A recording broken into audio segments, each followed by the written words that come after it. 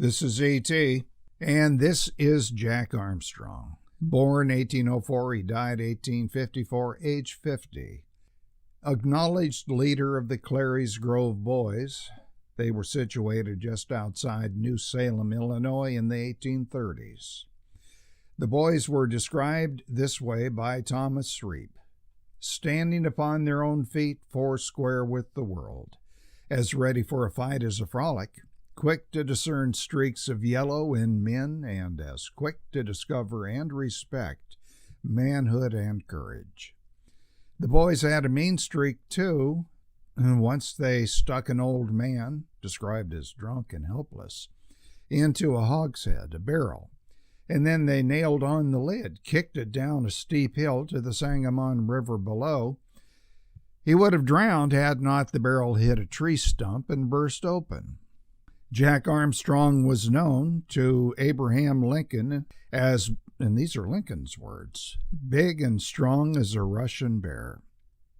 Lincoln was 22 when he arrived in New Salem back in 1831, and he was pretty much homeless. He described himself in these words: "I was a piece of floating driftwood." He had no kin, no friends. That's when he encountered the Clary's Grove Boys and Jack Armstrong. And at one point, it was inevitable that conflict would occur between Armstrong and Lincoln. The outcome of that remains to this day controversial, except for one thing.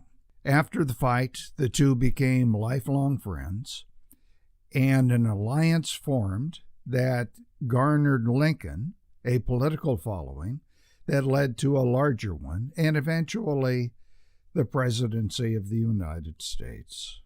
What happened back in the early 1830s between Armstrong and Lincoln? Still shrouded in mystery. But Lincoln's mythologizers think they have found the truth when they have the fight taking place and Lincoln the victor. Their story goes like this. Lincoln bet $10, a big sum back then, that he knew a fellow that could throw in a wrestling match Jack Armstrong. Well, come Saturday evening, this man, if he ever existed, did not show. So Lincoln, rather than forfeit the $10, volunteered to wrestle Armstrong himself.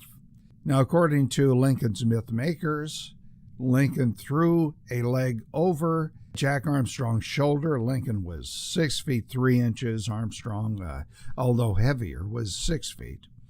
And according to the story, made Armstrong run around in a circle. Then there's another story that the fight took place a different way, but Lincoln was still the victor, and the Clary Grove Boys broke in and started kicking Lincoln with no major effect. Another story has it that Lincoln did not win, according to the mythologizers, but he did not win because Armstrong used trickery. The fact is, nobody is quite sure. Let's take a look at what people said, though, who were there at the time. How about Abraham Lincoln himself? Here's what he said about the fight between him and Armstrong. "I could not put Armstrong down, nor could he get me on the ground either." And then there's William Soddard. He's a historian, Lincoln's contemporary. He wrote, "The wrestling match, which was not won by either contestant, gained for Abraham Lincoln a strong and devoted, if somewhat turbulent, constituency." Or you have David Donald. This historian wrote that, despite the various versions, that Armstrong defeated Lincoln through tricks, that Lincoln threw Armstrong, that Armstrong's pals threatened to beat up Lincoln.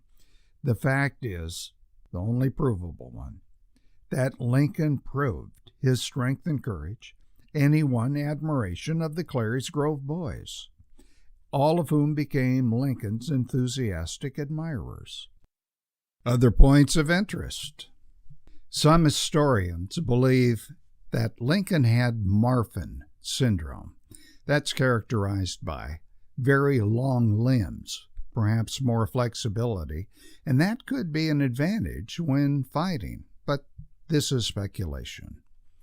As to things we actually know, well, Lincoln's friendship with Armstrong and the boys led to a lifelong alliance, and this became stronger after Lincoln became a lawyer. He studied law, or read law as they put it, while he was in New Salem, studying under an attorney.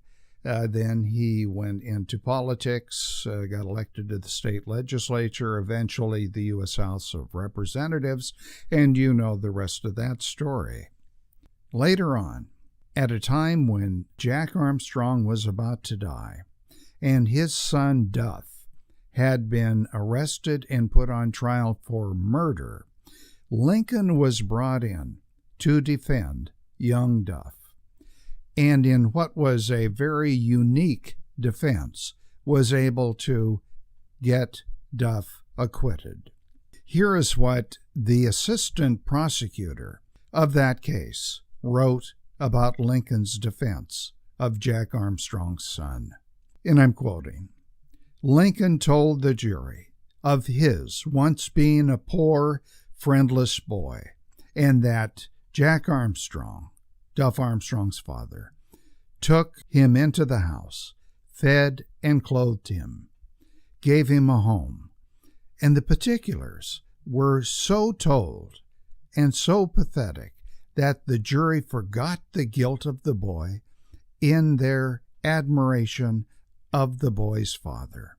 Lincoln's speech saved that criminal from the gallows."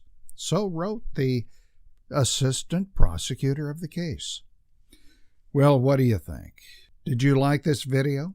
If so, hit the thumbs up button. Subscribe to the channel, though, and share this video over social media if you would. And you see the bell at the top right. Tap that and you'll be notified of future videos. Thanks.